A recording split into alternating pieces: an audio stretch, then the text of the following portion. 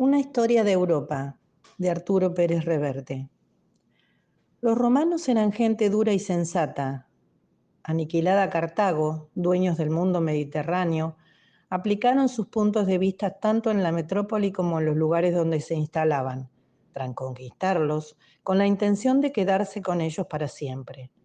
Y continúan estando, porque en cierto modo muchos europeos seguimos hoy siendo romanos.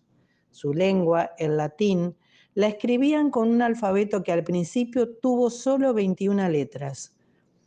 Mientras se estuvieron dando de hostias con enemigos y vecinos, los libros no fueron necesarios, pues no había retórica que superase la eficacia de un buen degüello.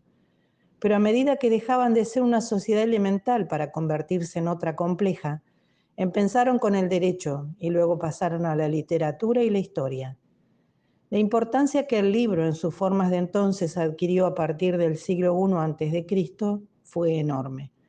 Y desde ese momento, la literatura latina empezó a ser lo mucho e importante que hoy recordamos y disfrutamos. Terencio y Plauto en el teatro, Cicerón en el ensayo, César, Salustio, Tito Livio y Tácito en la historia, Cátulo, Virgilio y Horacio y Oviedo en la poesía, Vitruvio en la arquitectura, Catón, Séneca, Lucano, Petronio y Apuleyo y todos los demás. Una nómina de talento espectacular que empezó bajo influencia de la cultura griega y acabó siendo romana. Porque si la refinada Grecia, donde las familias enviaban a estudiar a sus hijos, era el referente gracias a su glorioso pasado, los nuevos campeones del mundo mejoraron la copia. Prácticos como eran, construyeron la vasta red de calzadas romanas, vías de comunicación para el comercio y la guerra. 2000 años después todavía se conservan y numerosas carreteras siguen siendo hoy y teniendo su trazado original. Y aplicaron su talento, entre otras cosas, en dos grandes novedades ciudadanas: acueductos que traían agua fresca, como el de Segovia, y cloacas subterráneas, o sea, alcantarillas, nombre árabe por cierto, para llevar las aguas sucias a donde no fuesen dañinas ni causaran enfermedades.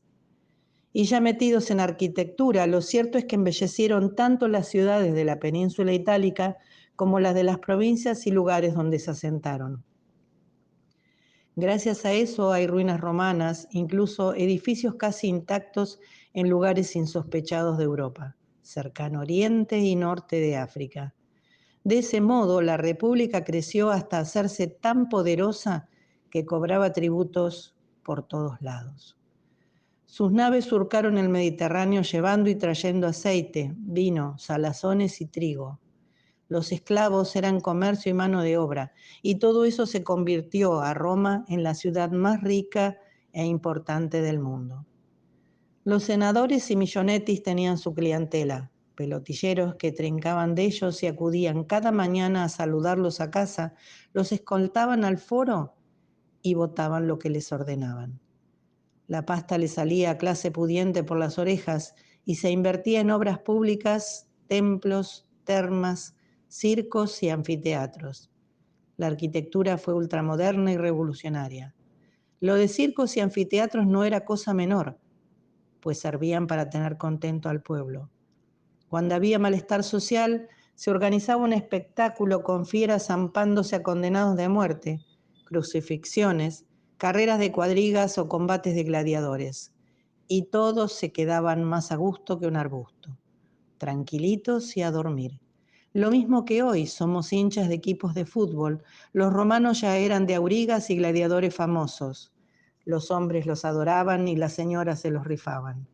Pan y circo se llamaba aquello, y cuanto menos pan, más circo. Quizás les suene a ustedes el concepto. El problema fue que las crecientes diferencias sociales, el peso cada vez mayor de los militares en la vida pública, la decadencia de las austeras virtudes fundacionales, pasaron factura al antaño ejemplar República Romana. Y por ahí se fue colando la ambición. Todo el mundo empezó a ver al ejército, las legiones eran la máquina de guerra más profesional y eficaz de su época, como defensor de sus intereses.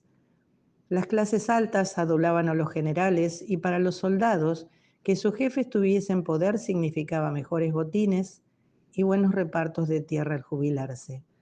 Así que los militares empezaron a preguntar qué hay de lo mío.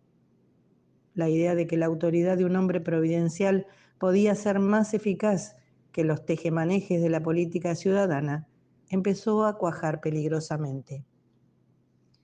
Y cuando en el año 88 a.C.